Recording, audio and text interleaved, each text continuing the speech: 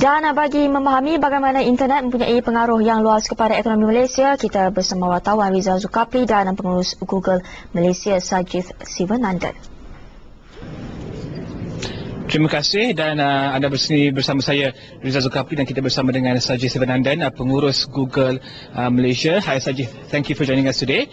Okay, first of all, let's talk about increasing that GDP, the contribution of internet to the country's GDP. Right now it stands at about 4.1%.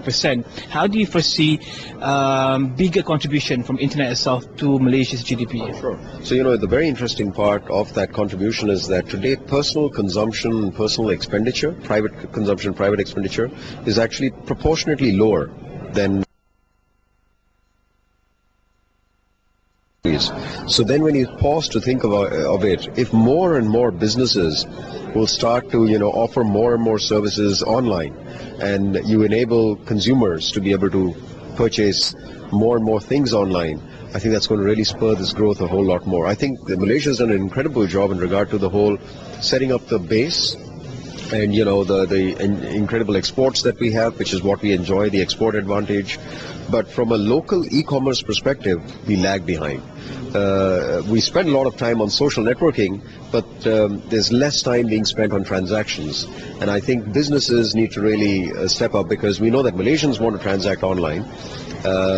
For instance, if you think of brands like AirAsia, Malaysia Airlines, they've been great at doing that, in terms of encouraging people to buy tickets online. But now, for instance, we want to be able to buy mobile phones online. And so Digi set up an online store. There'll be others who can continue to do that. The more of that happens, you'll see that 4.1% really start to grow up, because consumers now are a big part of that, and that's something we want to see happening. Moving to services, a more knowledge-based economy will also require human capital. That's true. How is Malaysia compared to other countries that you've surveyed in that sense? Yeah, so in the report, I think that Malaysia fares extremely well in regard to infrastructure. Right, but it doesn't fare so well in regard to human capital and financial sort of availability of finance. And I think these are the two areas that we need to really work on improving. See, from a human capital perspective, what we want are more and more highly skilled talent that's getting into this industry. It's fine that we have a lot of graduates that's coming out of, let's say, courses that focus on ICT related things. But it's key for them to also stay in the industry and to be able to contribute this actively. And I think that'll happen as we see more businesses. It goes back to the initial point that I made. As we see more businesses encouraging e-commerce online, and therefore more business and revenue being generated online, you'll see that more and more our human capital situation will start to get addressed over a period of time, as a result of which financial availability will increase as well. Okay, and recently you also launched the Getting SMEs into Internet, and the target was, what's the update right now? So Get Malaysia Business Online was the program. Yes, our target was 50,000 in the first 12 months. So we're pleased to know that over 10,000 SMEs, Malaysian SMEs have registered.